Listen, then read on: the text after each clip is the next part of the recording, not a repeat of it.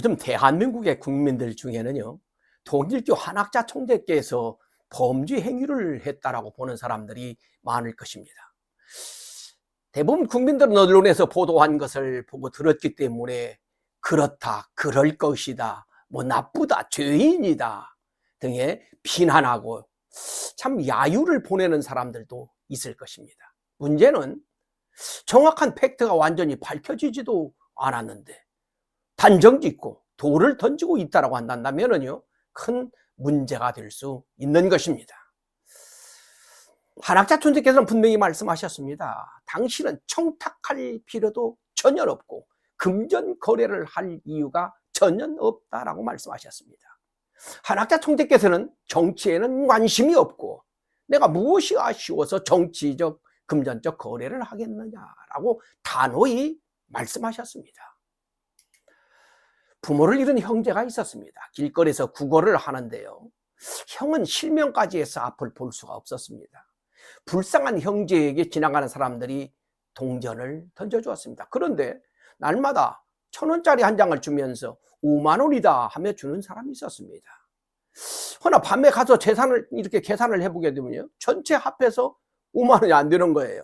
형은 의심하기 시작합니다. 내가 눈이 안 보이니까 이 동생 요놈이 나를 속이는구나 라고 생각하면서 날마다 이 의심이 커지는 거예요. 의심이 쌓이고 쌓여서 결국 형은 저녁에 동생을 죽여버렸습니다. 그리고 혼자서 그 다음날 구걸을 하는데 역시 1,000원짜리 한 장을 주면서 5만 원이다 하며 주는 사람이 왔습니다. 형은 깜짝 놀라면서 왜 1,000원을 주면서 5만 원이라고 하세요? 그럼 매일 그런 거였어요? 라고 물어봤습니다. 그래, 나는 1,000원을 주었지만은 5만 원 준다라는 마음으로 주었다. 그러는 거예요. 형은 정말 망연자실, 통곡을 하다가 경찰서에 가서 자수를 하고 살인자로 수감이 되었다고 하는 실화입니다. 그렇습니다.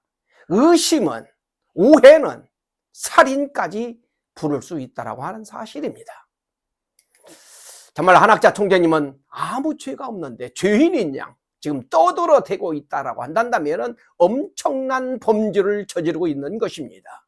사실 한학자 총재께서는 온 생에 남북 통일과 세계 평화를 위하여 전 세계를 종횡무진 달려오셨습니다. 보통 사람들은 한 번도 만나기 어려운 세계적인 정상과 지도자들을 수없이 만나시면서 세계 평화를 촉구해 오셨습니다. 그런데 참으로 안타까운 것은 지금 대한민국 국민들은 한 총재님의 그런 업적들을 잘 모르고 있습니다. 더욱이 요즘은 언론이 참 한 총재에 대해서 왜곡하여서 보도하고 있기 때문에 한 총재님께 돌을 던지는 사람들이 참으로 많을 것입니다. 한학자 총재님에 대한 언론과 특검의 이런 행보를 보면서 떠오르는 장면이 있었습니다. 바로 2000년 전 예수님 사건입니다. 예수님은 가룟 유다를 사랑하셨고 그를 각별히 믿으셨습니다. 그래서 이 가룟 유다에게 예수님 공동체의 이 회계를 담당하게 하셨습니다. 오늘날에도요, 공동체에서 회계 담당은 매우 신뢰하는 사람에게 맡깁니다. 그런데 그 가룟 유다가 예수님을 배신하게 됩니다. 가룟 유다의 배신과 제보로 말미암아서 예수님은 로마 병정들에 의하여서 붙잡히게 됩니다. 예수님은 이 땅에 평화를 이루려 오셨습니다. 오직 사랑을 실천하셨고 오직 참된 진리만을 가르치셨습니다. 그러나 이 무지한 유대인들과 제자들의 불신으로 말미암아서 예수님은 정치적인 반역자라는 프레임에 씌워져서 재판을 받고 사형 선고를 받게 됩니다. 예수님은 이루 말할 수 없이 억울하고 분하고 한 말이 많으셨을 것입니다. 그러나 믿어주는 사람이 한 사람도 없으니 아무 말 없이 운명처럼 사형들, 참 십자가를 지신 것입니다. 예수님은 무슨 죄를 지셨을까요? 오직 제자들을 사랑하시고 세상의 평화를 이루시기 위하여 혼신을 다하신 죄밖에 없는 것입니다. 그리하여 성경 고린도서 2장 8절에서 이 세대의 통치자들이 예수님이 구세주인 것을 알아보지 못하고 십자가에 살인했다 라고 기록하고 있는 것입니다. 한학자 총재께서는 예수님께서 제자들을 믿고 사랑하신 것 그 이상으로 한 총재님은 제자들을 믿고 사랑하십니다. 문선명 총재님께서는 참된 신앙을 말씀하실 적에 자기 부정을 강조하셨습니다. 자신의 사적인 욕심을 버리고 이타적으로 살아야 한다라고 가르치신 것입니다. 한학자 총재님께서도 삿된 것을 제거하라 라고 강조하셨습니다. 사적인 욕심을 제거하고 공적으로 살아야 한다라고 가르치신 것입니다. 그런데 한학자 총재님께서 가장 믿고 사랑한 제자가 자신의 개인적인 욕심을 채우려고 한 총재님을 속이고 기만한 것입니다. 문선명 한학자 총재님께서는 당신이 믿고 세운 지도자는요, 의심하지 않고 인정해 줍니다. 남북 통일과 세계 평화에 도움이 된다라고 한다면 정말 지원을 아끼지 않으셨습니다. 참으로 안타까운 것은 동일교 역사에 이 머리가 좀 좋고 언변력이 뛰어난 사람들 중에 문선명 한학자 총재님을 속이고 기만하고 이용한, 그리하여 자기 삿된 욕심을 채운 사람들이 있었습니다.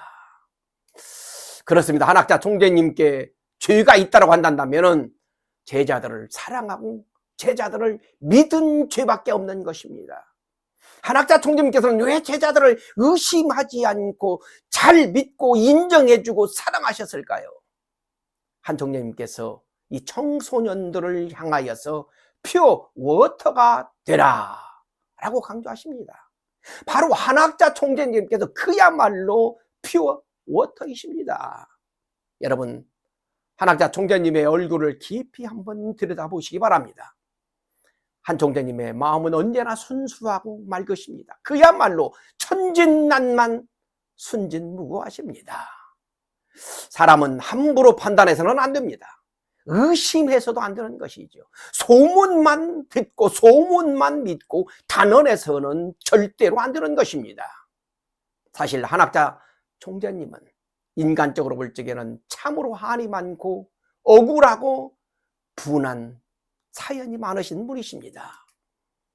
보통 여성들보다 10배, 100배 이상 고통과 시련과 서러운 사연들을 간직하고 계시는 분이 바로 한학자 총재님이십니다.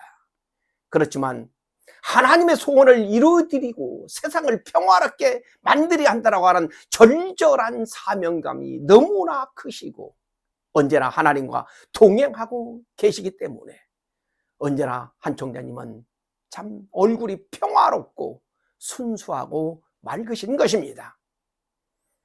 그런데 못된 제자가 가룟 유다처럼 순수하고 맑은 한학자 총재님을 속이고 기만하고 이용함으로 말미암아서 한 총재님께서 엄청난 시련을 겪고 계시는 것입니다.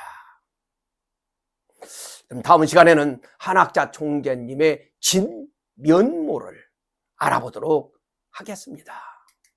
한학자 총재님의 진실이 세상에 알려질 수 있도록 이 영상을 여러분 주변에 공유해 주시면 참 감사하겠습니다. 그리고요, 이 구독해 주시고 좋아요도 좀 눌러 주시면 고맙겠습니다. 감사합니다.